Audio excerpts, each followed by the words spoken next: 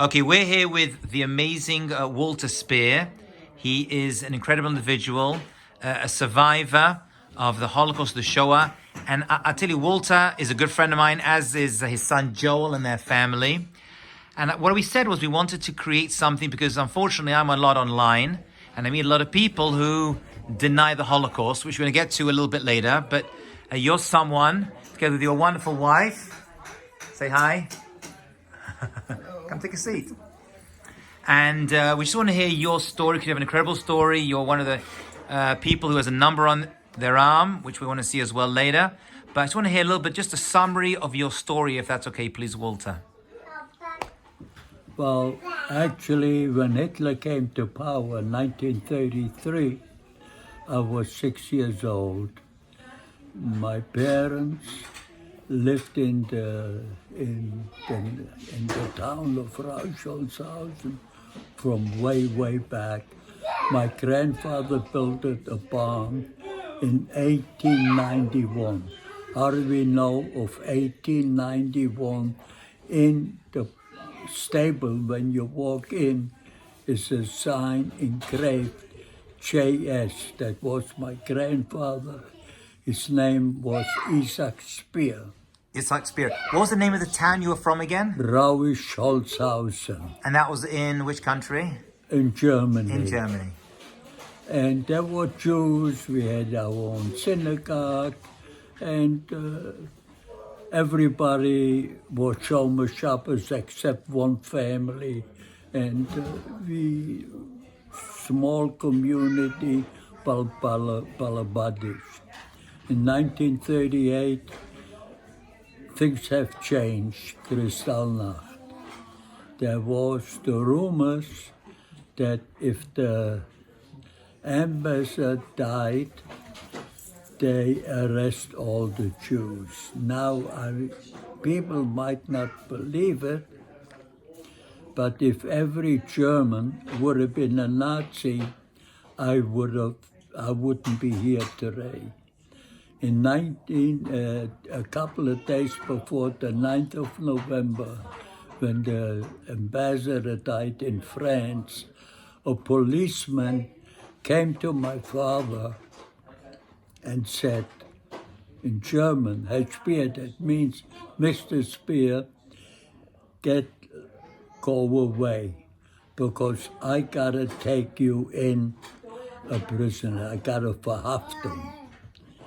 And my father, over Sholem, went in the neighboring town by his brother-in-law, my mother's brother, and he went there in hiding.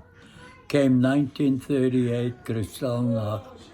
I was the only one home with my mother. We were four siblings. How old were you at that point, Walter, 1939? I was born in 1927. Okay. So when Kristallnacht came, all the Jews in our town came to our town because we had shutters on the windows and it was big, and we all got together. Soon as, thank God, nothing happened to our town. But my father was in the neighboring town by my uncle, and my mother was anxious to see what's happened to her mother, her brother, and all. So since I was the only one, overnight I became a big man. You're a big man overnight. You had to take responsibility for the family. You remember Kristallnacht? Yes, very well. Can you tell us a little bit about it, what it was like, what you saw? Well, actually, in our town, nothing happened. But we go back to that later. When came a little bit at 2 o'clock in the morning, my mother over at home said, why don't you go to Kirchheim, which is about 9 kilometers away. Now, I was afraid. I knew the way. I went through the woods. You walked 9 kilometers? I walked, I ran, and I walked to my grandmother, my uncle's house, and who opened up? My father, my uncle, the whole mishpacha. And they cried, and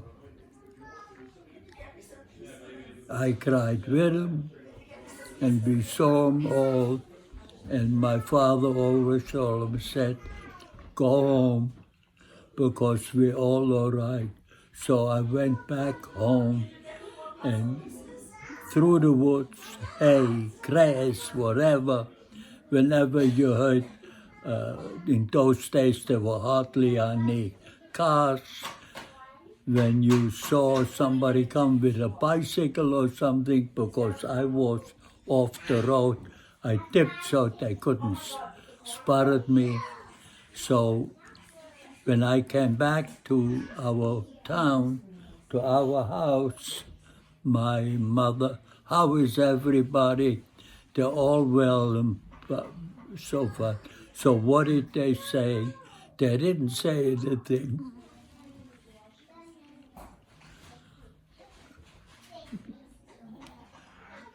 Only my father pinched me, Your father blessed you. gave me the blessing. So we came home. After a few days, my father came back, and since my father wasn't there, I must say, I go back a little bit, they took my oldest brother to Buchenwald. So your older brother went to Buchenwald. Yes. Okay. And the other three siblings, they were all over Germany. And little by little, a couple of days, they all came back. But when my brother was released from Buchenwald, they all had 3 months to leave Germany. So there was such a thing as the Kindertransport, Kindertransport, yeah. right?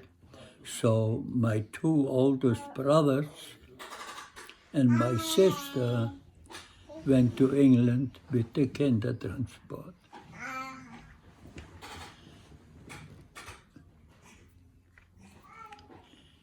And my father said, let them get settled and we come afterwards.